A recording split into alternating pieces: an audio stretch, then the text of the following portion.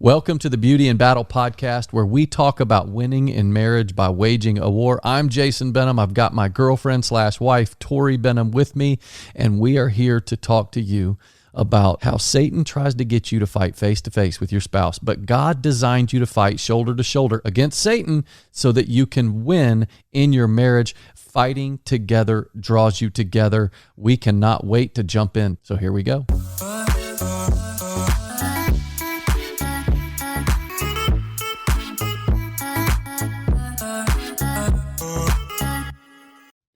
Okay, so today we're talking about sex. Okay. How about that? We're actually going there. We're going there. Okay, but now let me set some expectations. It's going to be very classy, though. It is. It's going to be a classy talk because sex is between three people, two spouses and God. Yep. So you ought not bring people into your bedroom. So Tori and I are not going to bring you into our bedroom, but we are going to talk about some principles. So what we're going to give to you is a 3-part framework for sex, and then we're going to give you 4 keys to great sex. Okay. How about that? I love it. I love it. But before we start, Tori's got a joke or two. Okay. Thank you, Kim Vincent, for another great joke. She's just always coming through. Do trees poop? That is weird. I don't know. Maybe a sap? No, that'd be... Of course they do. How would we get number 2 pencils? That is so stupid. I feel like our kids would have loved that one. We should have had like a sex joke. You remember the days that if we had to get our kids to laugh, we could only do poop jokes? Like whenever we do family photos. Oh, yeah. It was just poop Say jokes. something about poop. What's funny is I get together with a bunch of dudes who are almost 50 and it's still kind of the same thing. Yeah, Isn't that sad? Okay, so we want to talk about sex today. Let me give you a 3-part framework for sex. Okay. And I remember doing this maybe, 8 or 10 years ago in one of my Bible studies, and it kind of stuck with me when I was prepping for that Bible study. And we want to start off with this, and then we're going to talk about 4 keys to great sex. So first, here's your 3-part framework. You ready for this, Tor? I'm ready. All right, here we go. It all starts with the letter P. Because I was raised Baptist, Baptist school, Baptist and Methodist, you have to always have those, what are they called? Alliterations? 4 P's? 3 P's. 3 P's, Yeah. okay.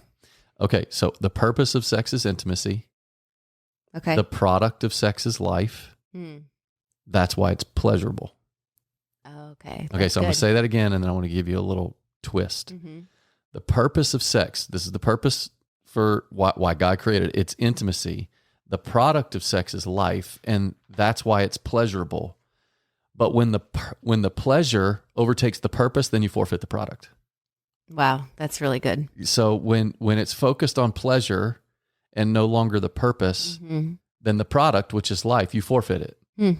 So now let's look at each piece of that. So when I start out by saying the purpose of sex is intimacy, best definition of intimacy that I've heard is the phrase "into me see." Like intimacy is to be fully known and fully accepted. Right. So if you're going to be fully accepted, you have to first be fully known.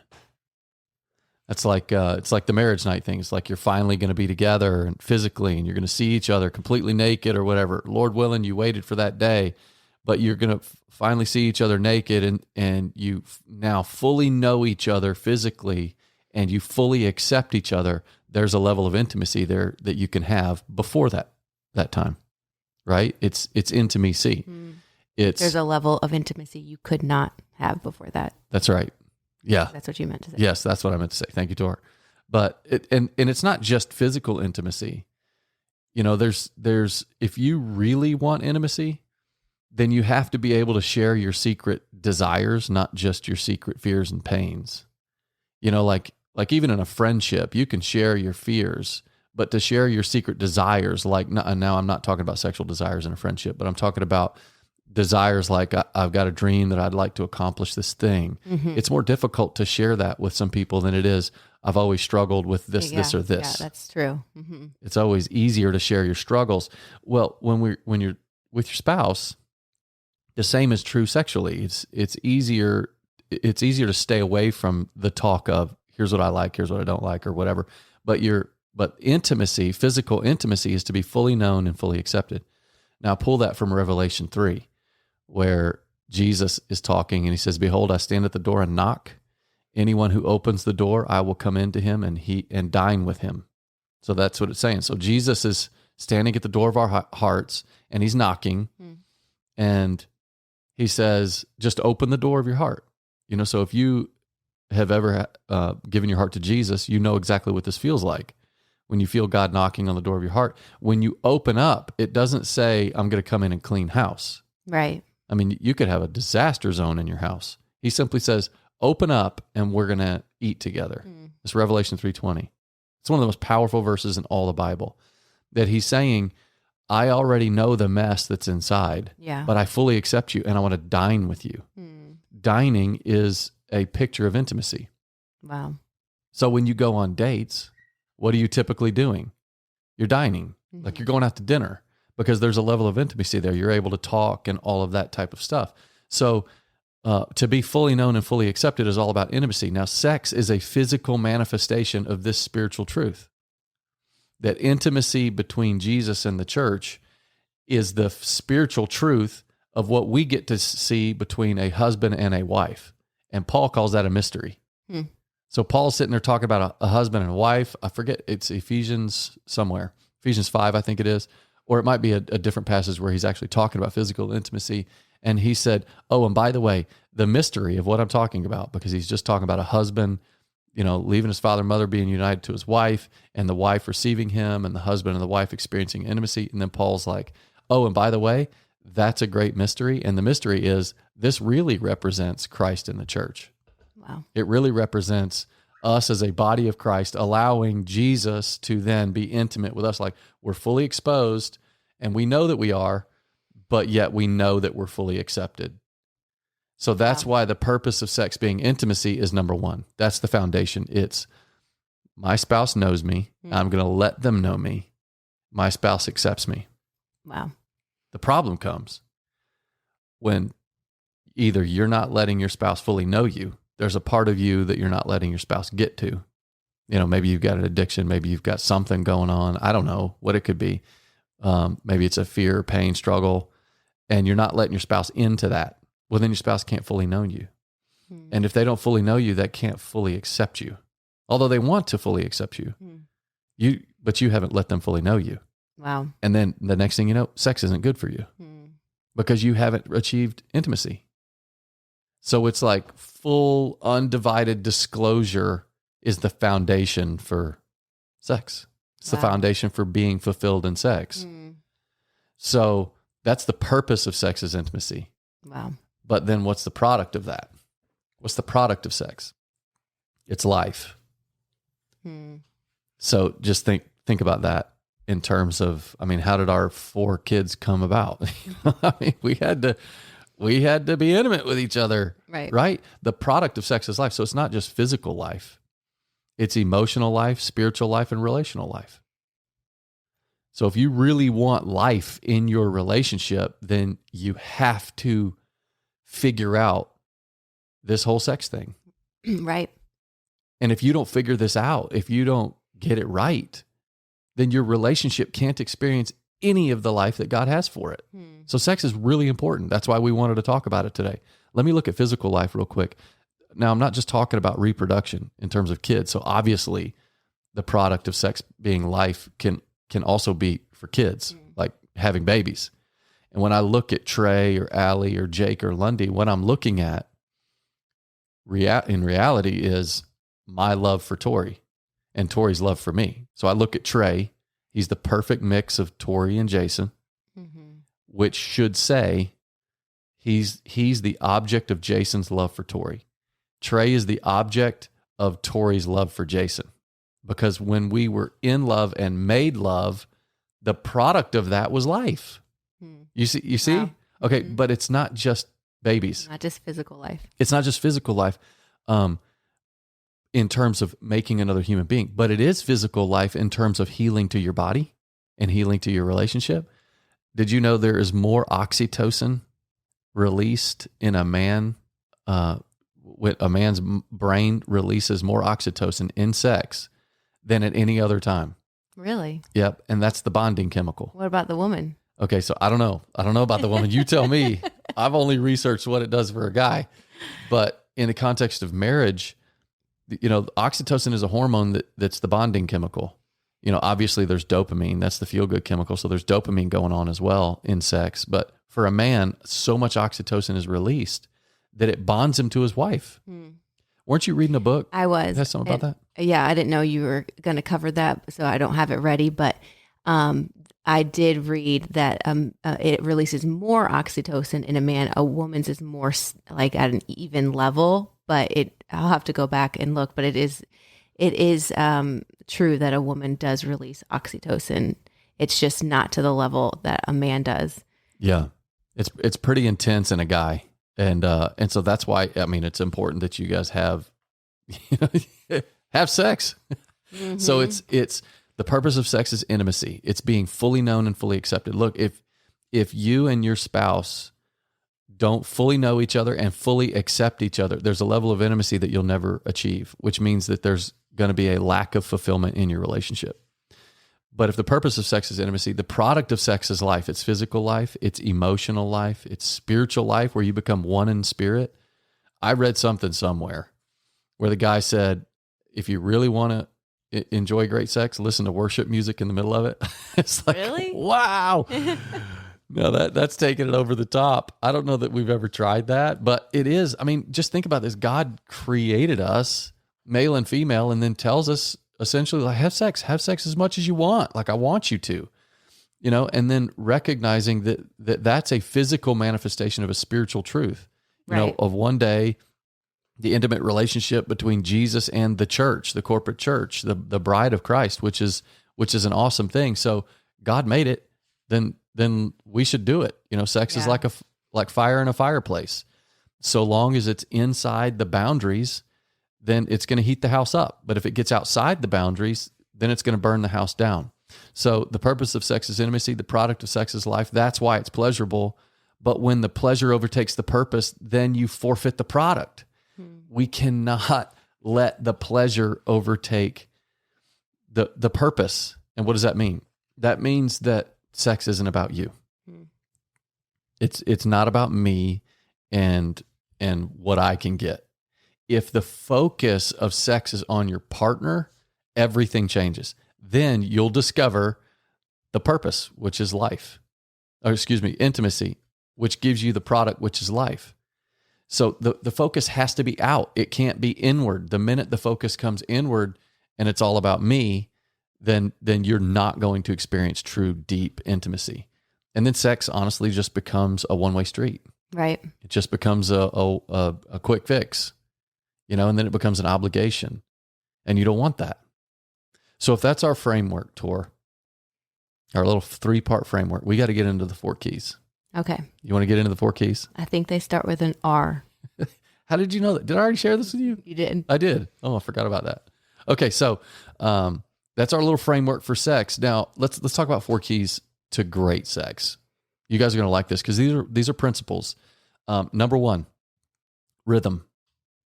Now, I'm not talking about rhythm in terms of physical rhythm. I'm talking about rhythm in terms of timing. And there's so many young couples, especially that we've counseled before, that had never heard this before. But I'm like, how often have you guys agreed beforehand to have sex? Mm-hmm. They're like, I don't really know. I'm like, well, no, you have to establish a rhythm. Yeah. You've got to get together with each other and talk about how often what you would works like to best for both of you. Yeah. What is the expectation from you? What is the expectation from me? What kind of agreement can we come into that we can establish is our rhythm? Right. And then, and this was true for us, if the husband's on a road trip or whatever, and he comes back home, is the expectation we'll make love that night, or is it best to wait till the next day, or whatever? You guys have to talk about that, and you have to establish a rhythm. Here's why that's important, because it sets expectations. It makes things very clear. And disappointment is the gap between expectation and reality. Mm-hmm. So if you don't already have it pre-established, right, then the guy's expectation will probably be a little bit more, or maybe sometimes even a lot more than the woman's expectation. Mm-hmm. Right? Right. So, and then he's going to constantly feel frustrated. Yeah. Because his expectation isn't met. But if you get together and you say, our rhythm is once a week, or our rhythm is twice a week, or our rhythm is every 3 days, or our rhythm is every other day, whatever it is. I mean, I don't know that I've met many people that are been married 20 plus years and are like everyday type folks. Like, that's exhausting, but you Thank figure you for out, saying that. you're welcome. If you figure out your rhythm. And so when you figure out that rhythm, then it sets expectations up front. Yes. Right out of the jump. Right. Okay. And on that foundation, there's 3 more keys. And it's not that there can't be flexibility and there can't be, spontaneity. It's just, for the most part, this is our rhythm. Yeah. Yeah, that's a good point. So, yeah, it just makes it very easy when those expectations are out there. So there's rhythm. Number 2, recognize. Recognize. What am I talking about? You need to pay attention to the things you love, like, respect, and are thankful for in each other. Yep. Like, you want great sex. It does not start with physical attraction. Mm-hmm. Okay? It can, but that's like base level stuff. When sex starts from the inside out, because you're thinking about them and you're recognizing in your mind something that you love about them or something you like about them, or you're at work and you're thinking about your wife, and then you just think of something you respect about her. It's like she's home with the 3 young kids and I was always taking such good care about them. And you're thinking about the thoughts like that. And then that's moving into gratitude. Gratitude draws you close. Remember, I talked about oxytocin being released in a man more than at any other time during sex. The only other time that it's released, it's not as quite as potent, but it's released in all of us when we experience and think grateful thoughts. When we think thankful thoughts inside of our mind, it draws us close. So here this guy is, he's sitting at work and he's thinking thankful thoughts about his spouse. And that's drawing him close. Right. When sex comes from that, it's way better than just the physical, oh, you look good, let's be together. Or, oh, it's been 5 days. Let's, right. So it's, and then respect makes you want each other. If you really think about it, I think, I don't know how many different couples that we've talked to, but I've talked about the necessity of, when you look at Ephesians 5, the necessity of a woman to respect her husband. Mm-hmm. And the way a husband spells respect is ADMIRATION, admiration. That was funny. I just looked at Tori. She's like, "Oh, I can't spell that." But it's admiration, and it's thinking, as difficult as it may be home with the kids or whatever, but just thinking, I'm thankful that my husband's there at the office working really hard. Right. And that respect. And then if you show that respect, thanks and praise to your husband, man, I'm just telling you what, not only does it turn him toward you, right, but it turns you toward him. Exactly. So respect is a really big deal. So that's recognize. So there's rhythm, there's recognize. Okay. Just getting your thoughts on your spouse. That's right. Getting your thoughts on your spouse. And then number 3, relax. You have to just let it happen. Yes. That's such a good one. I remember, I don't know, however many years ago, it was probably 15 years ago. And as I was reading through the Bible, I remember one day reading something that said like, it was like, let the Redeemer of the Lord say so, or something. Like, gosh, in the Bible, it says let, like, all the time. Yeah. And the Lord just started speaking to me, like, what does that mean? Like, why throughout the scriptures do you always hear, let things happen? And I remember the Lord really speaking to my heart. Like, there were things that I needed to just let happen. Like, there were things, and one of them was just being intimate with you. Like, there was so much stress sometimes when the kids were young, that it was like there was something in me that just wanted to run. That's great. No, run from being like touched, being over, like either just you're being hung on all day long. And it was like, I don't know. There was just something I can't be girlfriend right now. I felt like this deep desire to have space. Yeah. But the Lord was like, you just let it happen. Like, let him pursue you. Let it feel good. Like, don't be so, so focused on like self-preservation. You know, it's like I was like holding on to my sanity, but pushing you away and the Lord's like, you actually need him. Yeah. Like, let him help you. Yeah. Let him draw near to you. Like, there are ways that I want to love you and to take care of you and to provide for you and to reward you. Like, there was all these things that I felt like the Lord wanted to give me, but I was like kind of in this posture of pushing away, that I was missing out on so many ways that I think he wanted to love me through you. And the Lord's like, you gotta let go and let things happen. Yeah. And as I kind of, the Lord spoke that to my heart and I began to try it. I was like, God was really trying to love me through you. And I just was kind of being stubborn because of the self-preservation mode I was in. Yeah. And that's tough, and I think about the verse Proverbs 5:18-19. And this is obviously to men, but any principle in the scripture, whether it's to men or women, we can apply it in the reverse as well. But this is to men. It says, rejoice in the wife of your youth. She's a loving deer, a graceful doe. Let her breasts satisfy you always. May you always be captivated by her love. He's saying, let her breast satisfy you, which means you got to let it happen. They're gonna satisfy you. Don't go looking at other people. Don't go getting your satisfaction some other way. Let your wife do that.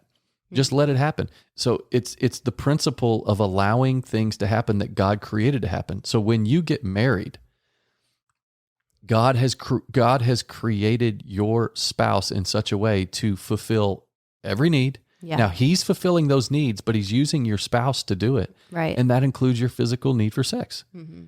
And you just got to let it happen. Don't fight it. And so when Tori was saying she had to learn to just kind of let it happen, which is all about relaxing, I had to learn to create an environment in the home where she could relax. Right. So that meant when I came home from work and the kids are going crazy, I had to come in and I had to bring discipline where necessary. Mm-hmm. I had to create an environment where our home experienced peace. Right. Like she couldn't be disciplinarian and cook and cleaner and homeschool teacher all at once. And then me come home and not help her at all. I had to like dive in and help and create, in a relaxing environment. That's why Tori and I, you come into our home, very rarely is there overhead lights. It's typically low level lighting, like lamps and stuff like that. Or we'll play Kenny G or some type of Enya or Yanni or some music like that. Especially late at night, because you honestly, Jason is the best at atmosphere. Like, God gave him a gift with this. I'm telling you. It's because I always have an ulterior motive. But we should do a podcast on that. Like, there's so many, like the way that you think in terms of atmosphere, and you can see things differently. I'm sorry. And I think that you should share your tips on that, because I love what you've set up in our home for that. I'll do that. And I think that every guy has the ability to do that, because when the guy is dating his future spouse, of course, he might not be a future spouse at the time, but the girlfriend or whatever, most guys want to create like a candlelight environment, or they think of something. They might not be naturally creative or whatever. I'm not a naturally creative guy. I got buddies of mine that can do all that kind of stuff. I just know that low-level lighting and soft music does the trick. Yeah. So it's creating this environment where your wife can relax. Mm-hmm. And on the flip side, if the husband is always coming home and he's always agitated because it's very difficult and stressful at work, and maybe your kids are a little older, maybe it's an environment that the wife, has at home, where when he comes home, there's soft music and it's clean, yeah. Mm-hmm. Things are put in order or whatever. And that helps him relax a little bit. So there is relaxing. And so that's really important. So it's rhythm, it's recognize, it's relax. And then the last one, and I love this, it's reward. It's first viewing sex as a reward, not an obligation. I mean, God is rewarding you with the fact that you have a spouse, and your spouse is the only person that you can have guilt-free sex with. Mm. Now, your spouse is not the only person that you can have sex with. Of course, that's called adultery. But your spouse is the only one that you can have guilt-free sex with, and that's the best type there is. Right. So it's a reward to you. Yeah. But I also want to use this word in a way that has been really helpful for us, is that God made us to operate by a desire for reward. Like He made us that way. Yeah. So even all throughout the scripture when God says, if you do this thing, I'll reward you with this. Yeah. If you do this, you'll get this. And even salvation is like, come to me, all you who are weary and heavy laden, and I will give you rest. What is that? That's a reward. Right. That's like, okay, I want that rest, so I'm going to do something to get it. So we have this desire for reward. It's what we do at work. Right. You know, like I do things at work so that I can make money. Right. There's nothing wrong with it. Yeah. That's a desire. There's a reward system in place, and it's biblical. It is biblical. Yeah. Now I am a rewarder of those who diligently seek me. Yeah. The Bible says, that's God set that system in place for a reason. Diligently seek me, which means that you are constantly moving toward God because you want his presence. Now, what we have discovered is that you have to apply this with sex. Mm-hmm. And I would say it's probably more the woman applying it than the man. Mm-hmm. But when Tori recognized and understood that she could use sex as a reward for me, that it really was awesome, where I could come home and she could say something like, okay, honey, like if you just please vacuum the living room, and if you do those dishes over there, and then if you can be the one to bathe the kids and get them ready for bed, then I promise I'll be ready. Something like that or whatever. Right. That was like, you put that little carrot out there, man, I tell you what, give me that freaking Oric. I'm going to work on that. I Cascade, and I will be best friends. And I promise you I'll get those kids bathed. And it's using that reward, and it's a good thing. Yeah. There's a reason that a man typically thinks about sex. I think it's 2.5 times as much as a woman. And I believe it's because God was setting up something, putting something in place to where there's such emotional needs that a woman has, and that he feels this pull to meet those needs because of the reward that comes through emotional connection with a woman leads to intimacy. Yeah, that's right. And so God set this up and made us this way for a reason, and we have to just understand it. I think that for so long I thought as a woman that would be manipulative to use that, but I really, like, the more I read scripture and the more that you and I have kind of like dove into this, I really believe God set this up. Yeah. As he is a rewarder. This is something that he put into place, and it's not manipulative to use a reward system. Yeah. Now you're using the reward system to give your husband sex. You're not using sex to withhold from him so that you can get something you want. Like, if you don't do this, I won't give you sex. That is manipulation. But it's, if you can help with this, and it's with the right motive and intention. Like, I want to get there with you, but right now I've got all these things on my plate. If you can help me with this, then and give me some space and some time to get there. Yeah. I promise you, I'll get there with you. But like, let's work together. And we guys are we're so dense. We're so shallow sometimes, like, that sometimes we don't know, like, what do I need to say or what do I need to do to kind of get her ready, because I'm kind of feeling like I would like to be with her or whatever. And if she could just come and tell us, hey, I want to get there with you too, but I can't yet. And here's 1, 2, 3 things that you can do. And you basically give us that little list or whatever. I promise you, there's not a guy out there that won't appreciate that at the core of his soul. And like, well, that was easy. Okay, I got this. It doesn't matter what you ask us to do. Mm-hmm. You can say, honey, I need you to go outside and jack the car up and take the front tires and put them on the back, and the back tires and put them on the front. And I promise you, I'm going next door to Tim and saying, Tim, give me your jack.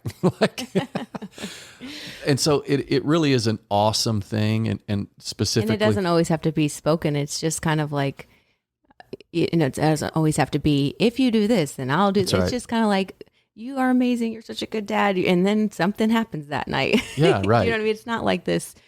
It doesn't have to be like this planned out. You do this, I do this. You know what I mean? That's not that mechanical. And I can honestly say, most of the time we don't operate like that. It's just, we know our rhythm and we come together or whatever. But there are times when you do use the reward, especially when the kids are younger. Well, I just think it's assumed, like, I help you with this, and this. You've had a lot going on. There's no way you're going to be ready for this if I don't help you. It's just kind of like being aware Yeah. of what's going on and how a woman is wired and how she works. Yeah. And then the husband, obviously you're a student of your wife. There comes a point where you won't have to ask and she won't have to say anything because you Just know already each know. other. So you come in and instantly you're diving in with the dishes, you're helping out with the meal, you're washing the kids and all that kind of stuff. And if you guys have already discussed your rhythm and it's on that day, well then both of you should be thinking about that. And that's what I love that Tori has done is what our rhythm, it doesn't even matter what it is, but when we come to that time, I know that Tori's mind is already thinking about that. She's like attuned to our rhythm. So I'm already thinking about, hey, I need to help her out. I need to do these things. And honestly, when those expectations are set, when you've spent some time recognizing, like paying attention to the things you love, like, respect, and are thankful for, you relax and let things happen. And then you also understand this whole concept of reward. It will set your sex life on fire. We might have to do a part 2 on this. Oh, okay. Because great. Can I let you lead it? Sure. Okay, because there is a book that I want to talk about a little bit that has been helpful. But our time is up, so I want to do Would You Rather, and then maybe we can. Yeah, let's do it. Okay, would you rather every human have fish heads for hands or everyone have lobster claws for feet? This is like everyone around you. Would you rather? I'm gonna have to go with the lobster claws for feet. Yeah, Tor. I agree. I don't think I can look at fish heads for the rest of my life. Let's just get you some crazy shoes, and we're not gonna do the fish head whatever. Lobster claws it is. Lobster claws it is. All right. Hey, thanks for hanging out with us. It's a privilege for Tori and I to come up and talk with people and they say, hey, I was listening to your podcast the other day. It's humbling to think about that. So, but we like to just get on here, talk, have fun, laugh. So if anything we said helped you, hopefully, whatever. We talked about sex today. Purpose of sex is intimacy. The product of sex is life. That's why it's pleasurable. When the pleasure overtakes the purpose, then you forfeit the product. Our 4 keys: rhythm, recognize, relax, and reward. Don't forget to rate, review, subscribe. Thanks for hanging out with us. And I think that's it. That's it. How about I just be done? Let's be done. All right. See you next week. See you guys.